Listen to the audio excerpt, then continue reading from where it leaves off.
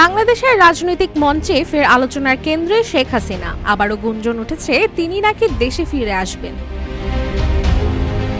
গেল বছর ৫ আগস্টের গণঅভ্যুত্থানে হাসিনা সরকার পতনের পর দেশ ছাড়তে বাধ্য হন তিনি, আর এখন তাকে দেশে ফিরিয়ে এনে বিচারের আওতায় আনার দাবিও জোরালো হচ্ছে। তবে এর মধ্যে এক চাঞ্চল্যকর বক্তব্য দিলেন মার্কিন যুক্তরাষ্ট্র আওয়ামী লীগের সহসভাপতি ডক্টর রাব্বি আলম। শেখ হাসিনা আবারও প্রধানমন্ত্রী হয়ে বাংলাদেশে ফিরবেন, আর তার এই মন্তব্যে নতুন বিতর্কের ঝড় উঠেছে রাজনৈতিক অঙ্গনে। জনমনে দেখা দিয়েছে নানান প্রশ্ন। তাহলে কি এবার আসলে ক্ষমতায় ফিরে আসবেন শেখ হাসিনা, নাকি নতুন সংকটের জন্ম দেবে তার প্রত্যাবর্তন?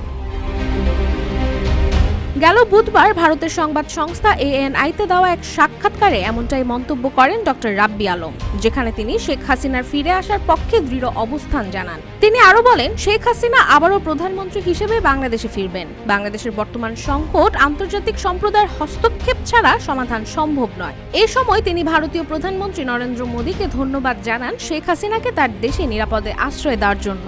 রাব্বি আলমের মতে, বাংলাদেশ এখন আক্রমণের মুখে রয়েছে এবং এটি শুধুমাত্র রাজনৈতিক অভ্যুত্থান নয়, বরং একটি সন্ত্রাসী বিদ্রোহ। তিনি আরো বলেন, তরুণ প্রজন্মকে এই পরিস্থিতির জন্য দোষারোপ করা উচিত নয়। তারা একটি ভুল করেছে, তবে সেটি তাদের দোষ নয়, বরং তাদের কারসাজি করা হয়েছে।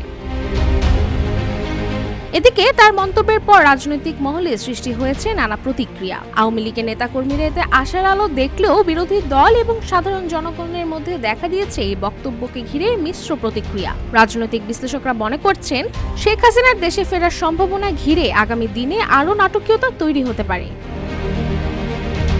রাশিকা হোসেন, রূপালী বাংলাদেশ।